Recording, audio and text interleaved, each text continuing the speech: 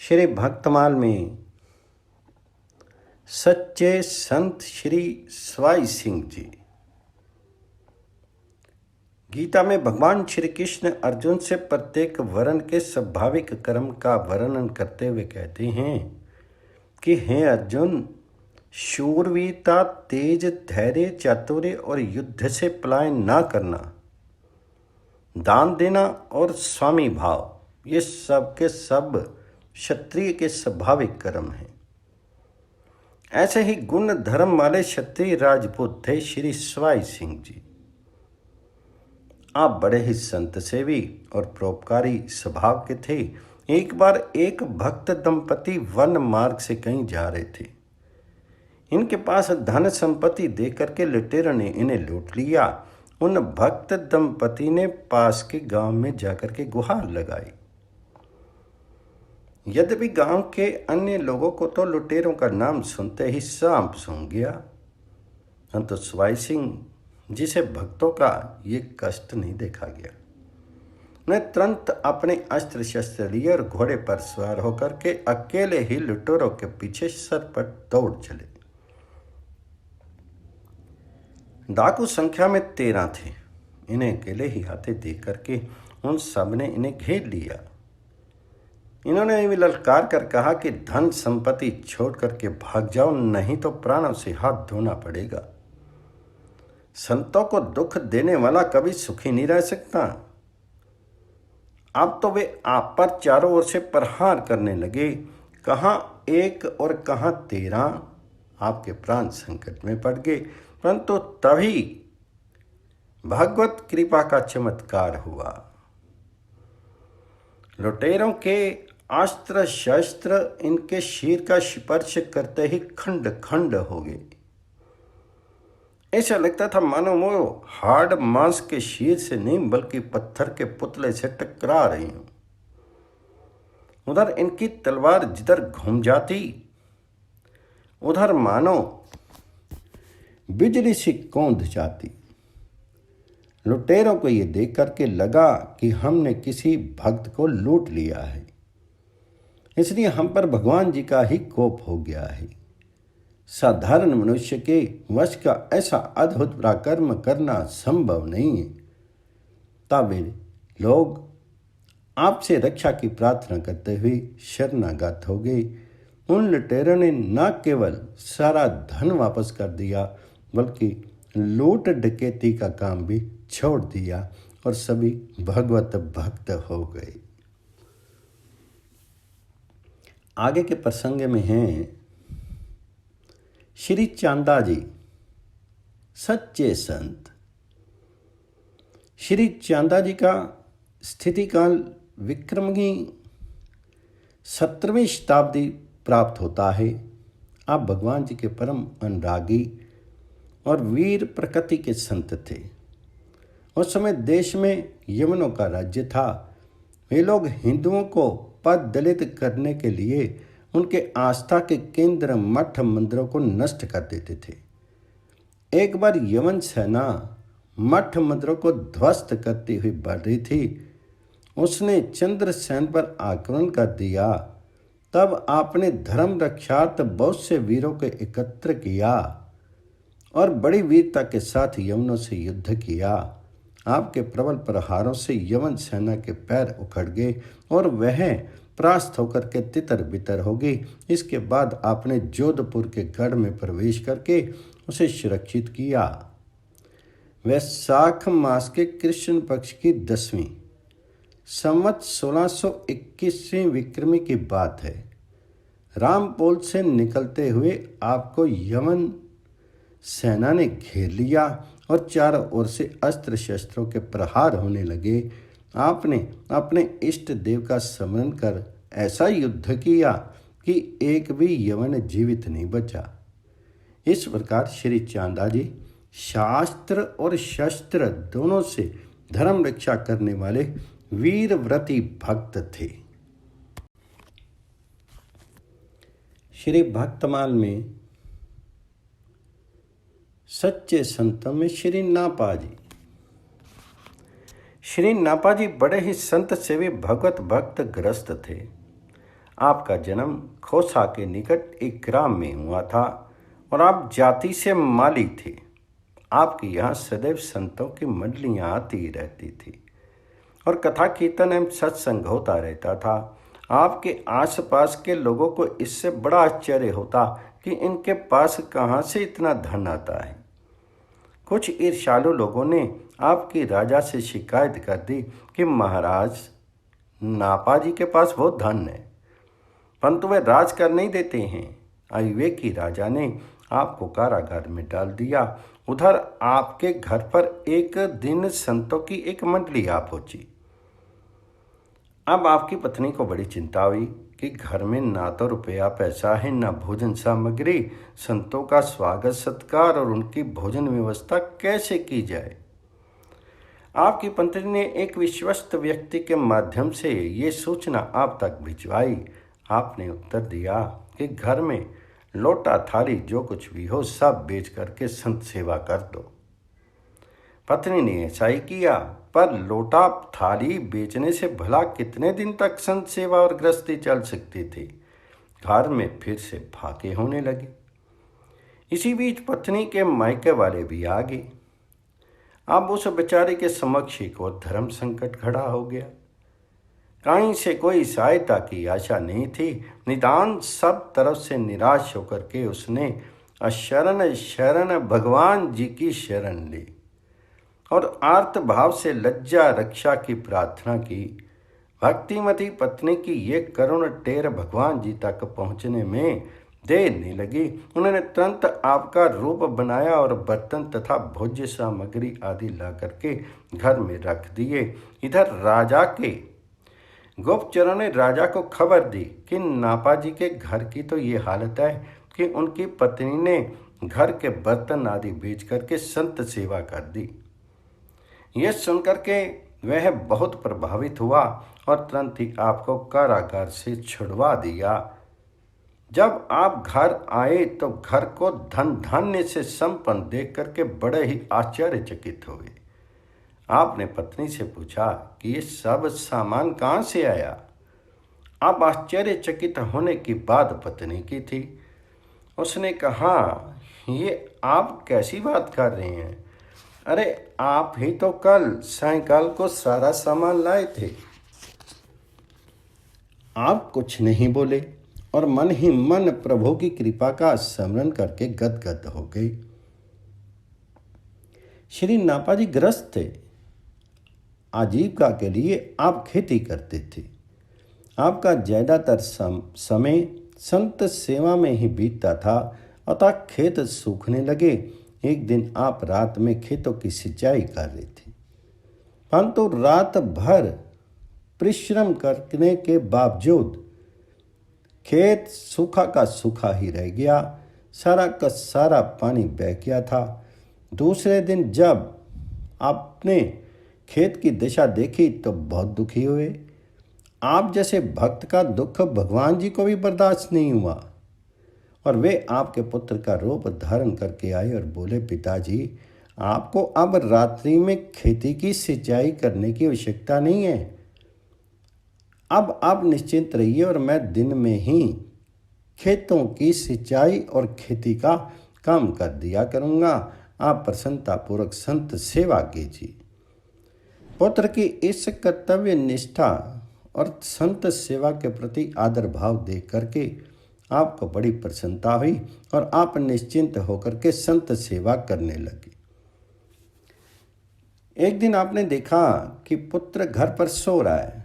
आपने सोचा थका होगा इसलिए आराम कर रहा है और यही सोच करके स्वयं खेत पर चले गए। वहाँ देखा तो पुत्र खेतों की सिंचाई कर रहा था। आपको बड़ा आश्चर्य हुआ।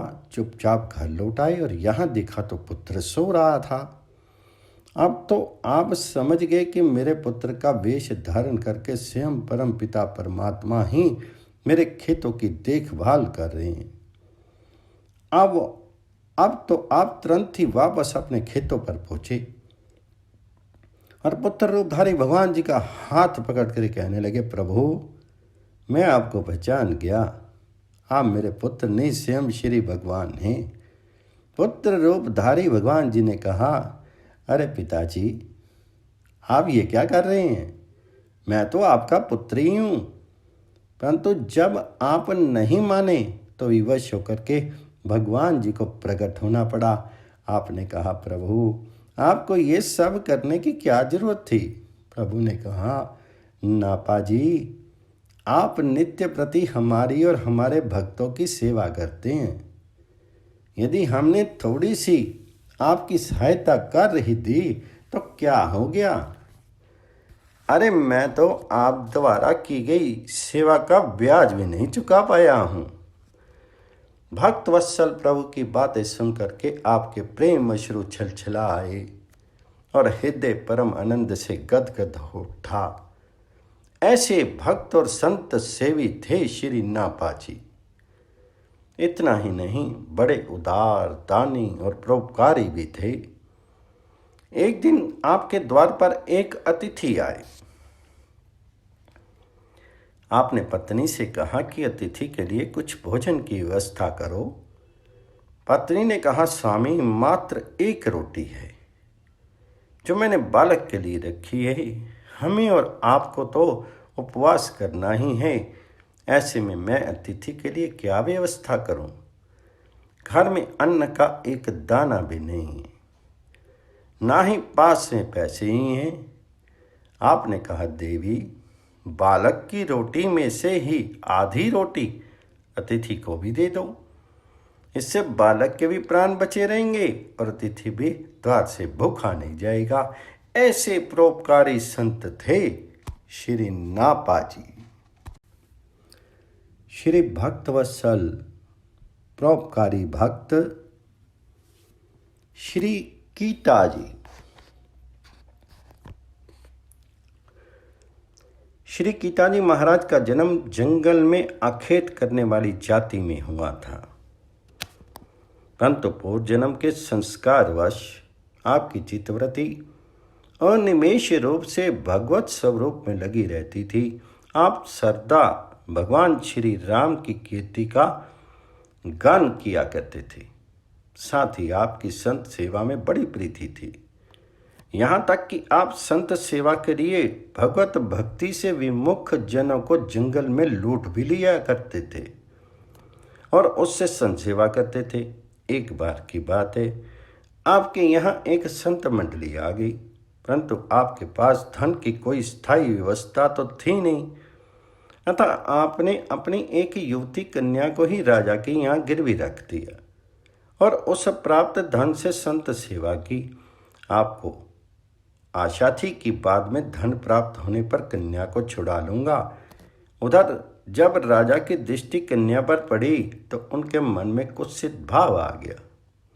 कन्या को भी राजा की दुर्वृत्ति का पता चल गया तो उसने अपने पिता के पास संदेश भेजा।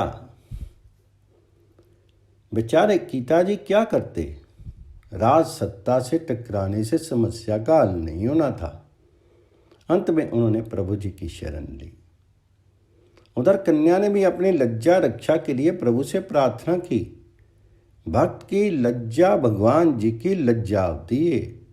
जिस भक्त ने उनके प्रतिनिधि स्वरूप संतों की सेवा के लिए अपनी लज्जा दांव पर रख दी हो, उसकी लज्जा का रक्षण तो उस परम प्रभु को करना ही होता है। और उन्होंने किया भी। राजा जब आपकी कन्या की ओर कुत्सित भाव से आगे बढ़ा तो उसको कन्या के स्थान पर सिंघनी दिखाई दी। अब तो उसे प्राण के लाले पड़ गए और काम मद उड़न छू हो गया। कीता जी भक्त हैं, ये बात तो उसे मालूम ही थी। उसे लगा कि भक्त कीता जी का अपमान करने के कारण ही उस पर ऐसा भगवान जी का कोप हो गया है। उसने मन ही मन कन्या को प्रणाम किया। भाव दृष्टि बदलते ही सिंघनी पुनः कन्या के रूप में दिखाई देने लगी। राजा की आंखें खुल गई। उन्होंने कीता जी के पास जाकर के क्षमा प्रार्थना की। कीता जी संत हृदय थे, उन्हें राजा को क्षमा कर दिया। श्री कीता जी भगवत कृपा प्राप्त संत थे। एक बार संत सेवा के लिए आपको एक घोड़े की आवश्यकता थी, पास में ही फौज की छावनी थी। आप वहाँ गए तो पहरेदार ने पूछा, कौन है? आपने कहा, मैं चोर हूँ, मेरा नाम कीता है और मैं घोड़ा चुराने आया हूँ। आपको इस साफ गोई से पहरेदार ने समझा कोई फौज का अफसर है, विनोद कर रहा है, अतः कुछ नहीं बोला। आप एक बढ़िया घोड़े को लेकर चले आए। दूसरे दिन छावनी में घोड़े की चोरी की बात से हड़कंप मच गया। पहरेदार ने गीताजी का नाम बताया और रात की सारी घटना बताई। तुरंत ही गीताजी के यहाँ दबिश हो गई तो एक वैसा ही घोड़ा उसके यहाँ बंधा मिला। परंतु आश्चर्य की बात यह थी कि उस घोड़े का रंग सफ़ेद था, जबकि छावनी में चोरी हुए घोड़े का रंग लाल था।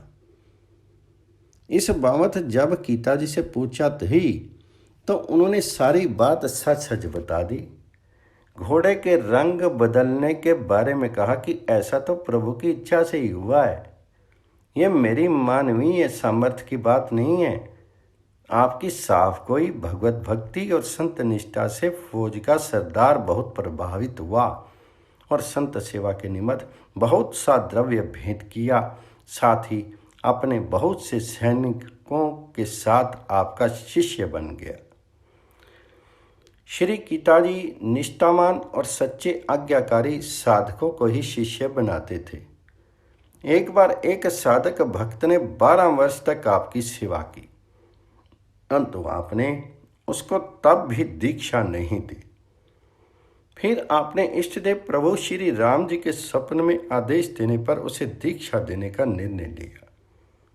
इस पर भी आपने उसकी बड़ी कठिन परीक्षा ली। शीत ऋतु में उससे कोरे घड़े में जल मंगवाया।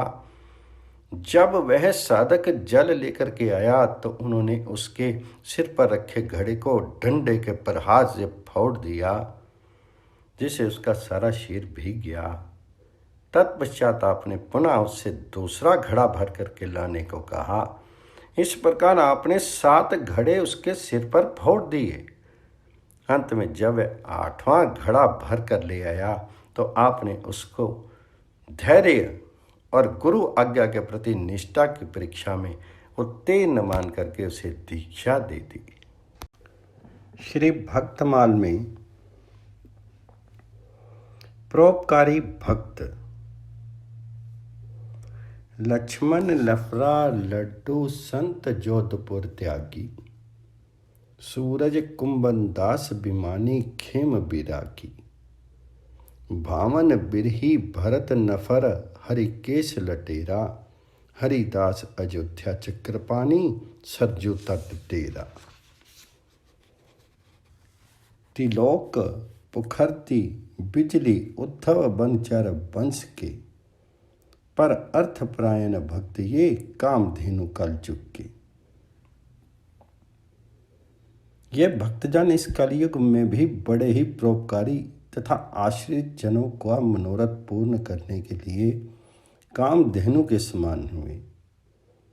इनके नाम ये हैं श्री लक्ष्मण जी, श्री लफरा जी, श्री लड्डू जी, जोधपुर के त्यागी श्री संत जी, श्री सूरज जी, श्री कुंभनदास जी, श्री विभिमानी जी, श्री खेम बैरागी जी, श्री भावन जी, श्री विरही भरत जी, श्री नफर जी, श्री हरिकेश जी लटेरा, श्री हरिदास जी, श्री अयोध्या सरयू तटवासी श्री चक्रपाणी जी, श्री तिलोक सुनार जी, श्री पुखरदी जी,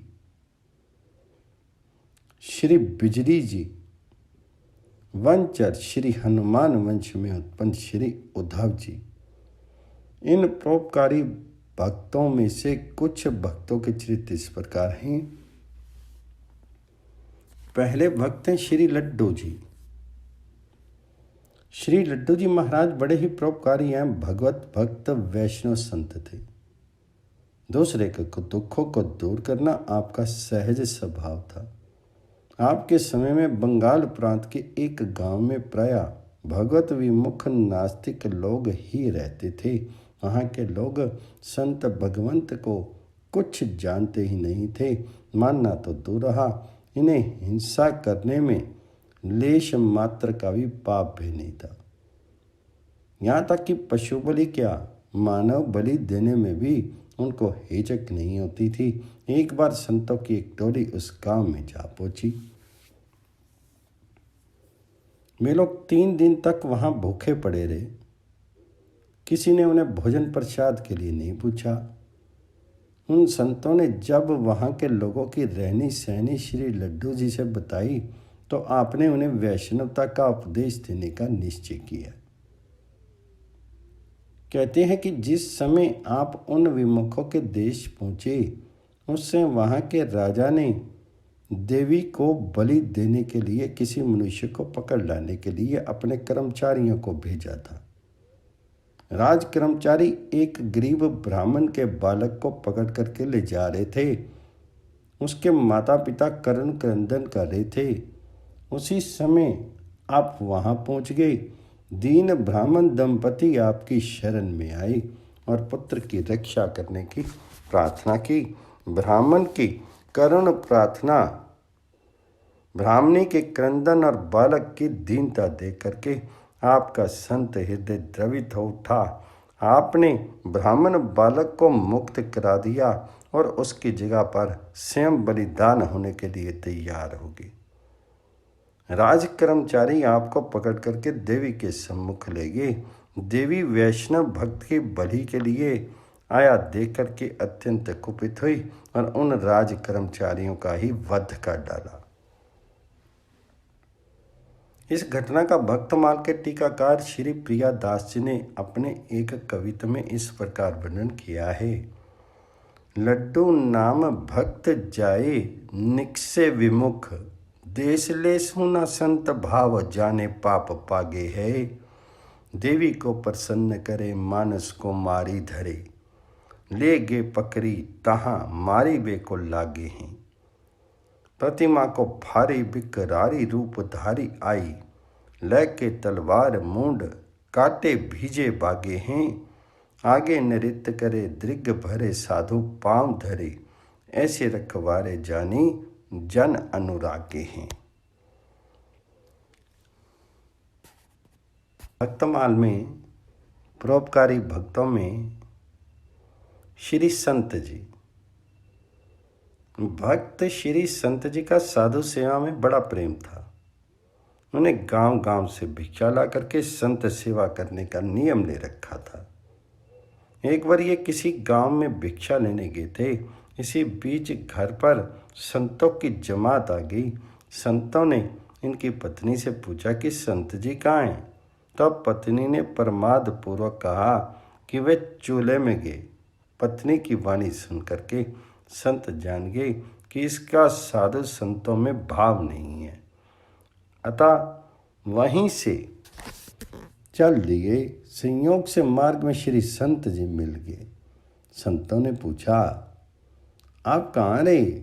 उस समय संत जी के हृदय में साक्षात भगवान ही बैठ करके बोले, हमारी पत्नी ने जो कहा है वह सत्य कहा है। सचमुच मेरे मन में चूल्हे की आँच का ही ध्यान हो रहा था। फिर श्री संत जी संतों को पुनः घर लौटा लाए और भगवत प्रसाद पुआ करके उन्हें आनंद में मग्न कर दिया। श्री प्रियादास जी ने इस घटना का अपने एक कविता में इस प्रकार वर्णन किया है। सदा साधु सेवा अनुराग रंग पागी रह्यो, गह्यो नेम भिक्षा व्रत गांव गांव जाए के। आए घर संत पूछे तिया, सो यो संत कहाँ? संत चूल्हे माझ कहीं ऐसे अलसाए के। बानी सुनी जानी चले मग सुख दानी मिले, कहीं कित्ते हुते सो बखानी और आए के। बोली वह साँच वही आँच ही को ध्यान मेरे, आ निखरे फेरी किए मगन जीवाए के।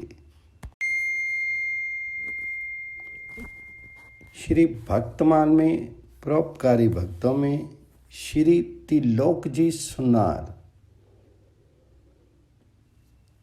श्री त्रिलोक भक्त पूर्व देश के रहने वाले थे और जाति के सुनार थे। इन्होंने हृदय में भक्ति सार संत सेवा का व्रत धारण कर रखा था। एक बार वहां के राजा की लड़की का विवाह था। उसने इन्हें एक जोड़ा पाजेब बनाने के लिए सोना दिया, परंतु इनके यहाँ तो नित्य प्रति अनेक संत महात्मा आया जाया करते थे। उनकी सेवा से इन्हें किंचन मात्र भी अवकाश नहीं मिलता था, अतः आभूषण नहीं बना पाए। जब विवाह के 2 दिन ही रह गए और आभूषण बनकर नहीं आया तो राजा को क्रोध हुआ और सिपाहियों को आदेश दिया कि त्रिलोक सुनार को पकड़ लाओ। सिपाही ने तुरंत ही इन्हें पकड़कर ला करके राजा के सम्मुख कर दिया। राजा ने इन्हें डांट करके कहा कि तुम बड़े धूर्त हो, समय पर आभूषण बनाकर लाने को कहकर भी नहीं लाई। इन्होंने कहा, महाराज, अब थोड़ा काम शेष रह गया है। अभी आपकी पुत्री के विवाह के 2 दिन शेष हैं। यदि मैं ठीक समय पर ना आऊं तो आप मुझे मरवा डालना। राजा की कन्या के विवाह का दिन भी आ गया, किंतु इन्होंने आभूषण बनाने के लिए जो सोना आया था उसे हाथ से स्पर्श भी नहीं किया। फिर इन्होंने सोचा कि समय पर आभूषण ना मिलने से अब राजा मुझे जरूर मार डालेगा, अतः डर के मारे जंगल में जाकर के छिप गए। यथा समय राजा के 4-5 कर्मचारी आभूषण लेने के लिए श्री त्रिलोकी जी के घर आए। भक्त के ऊपर संकट आया जान करके भगवान जी ने श्री त्रिलोक भक्त का रूप धारण कर अपने संकल्प मात्र से आभूषण बनाया और उसे लेकर के राजा के पास पहुंची। वहां जाकर के राजा को पाजेब का जोड़ा दिया। राजा ने उसे हाथ में ले लिया। आभूषण को देखते ही राजा के नेत्र ऐसे लुभाए कि देखने से तृप्त ही नहीं होते थे। राजा श्री त्रिलोक जी पर बहुत ही प्रसन्न हुआ। उनकी पहले की सब भूल चूक माफ कर दी और उन्हें बहुत सा धन पुरस्कार में दिया। श्री त्रिलोक रूपधारी भगवान मुरारी इस प्रकार धन लेकर के श्री त्रिलोक भक्त के घर आकर के विराजमान हुए। भक्तमाल के टीकाकार श्री प्रियादास जी महाराज ने इस घटना का वर्णन इस प्रकार किया है। पूरब में ओक्सो त्रिलोक हो सुनार जाति, पायो भक्ति सार साधु सेवा उर धारिये, भूप के सिवा सुता जोरी एक जेहरी को, गरीबे को दियो कहो नीके सावरिया, आवत अनंत संत आसर न पावे की हूँ, रहे दिन दोय भूप रोस यो संभारिये, लवायो रे पकड़ी ले आए छाड़िए मकर, कहीं नेकु रहियो काम, आवे ना तो मारी डारिये, आयो वही दिन कर छुयो हुना इन नृप, करे प्राण बिन बन माज छिप्यो जाय के, आए नर 4-5 जानी प्रभु आँच, गड़ी लियो सो दिखायो साँच, चले भक्त भाई की। भोप को सलाम कियो, जहरी को जोरी दियो, लियो कर देखी नैन छोड़ी ना अघाई के, भई रिझी भारी सब चूक मेटी डारी धन, पायो ले मुरारी ऐसे बैठे घर आए के। श्री त्रिलोक रूपधारी भगवान ने दूसरे दिन प्रातःकाल ही महान उत्सव किया। उसमें अत्यंत रस में परम स्वादिष्ट अनेकों प्रकार के व्यंजन बने थे। साधु ब्राह्मणों ने खूब पाया। फिर भगवान एक संत का स्वरूप धारण करके झोली भर शीत प्रसाद लिए हुए वहां गए जहां श्री त्रिलोकी छिपे बैठे थे। श्री त्रिलोक जी को प्रसाद देकर के संत रूपधारी भगवान जी ने कहा, श्री त्रिलोक भक्त के घर गया था, उन्होंने ही खूब प्रसाद पुआया और झोली भी भर दी।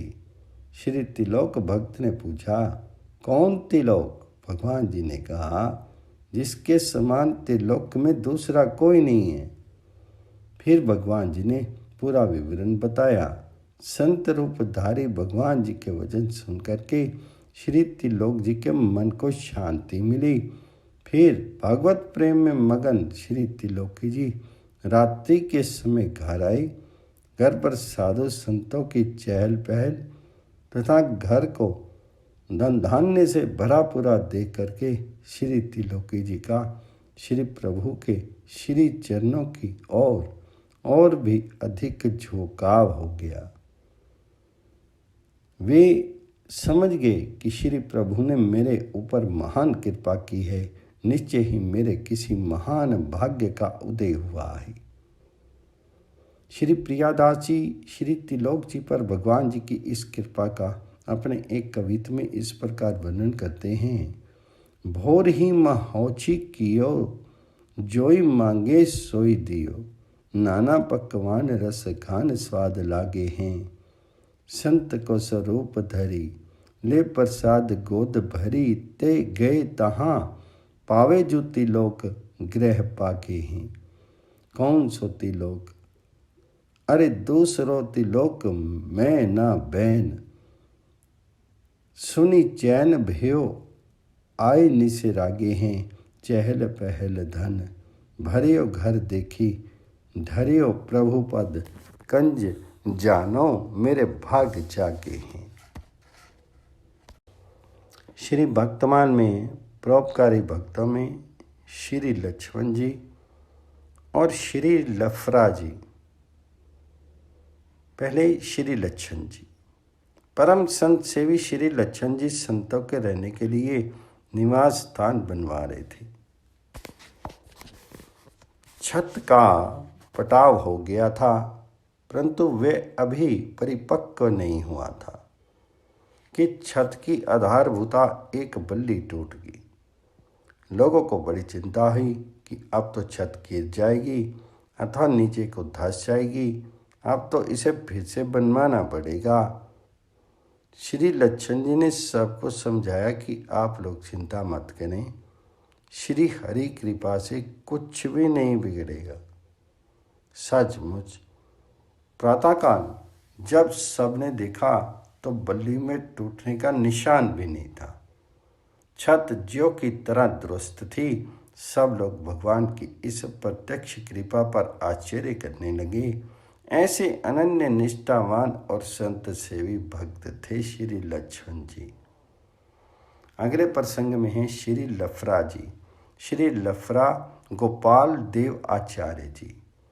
आप निम्बार्क संप्रदायाचार्य श्री स्वामी हरि व्यास देवाचार्य जी के कृपा पात्र थे। आपका वास्तविक नाम तो श्री गोपाल देव जी था, किंतु एक बार आपकी अत्यंत लापरवाही देख करके श्री गुरुदेव जी ने लफरा कहा था, तो आगे चल करके वही नाम ही पड़ गया।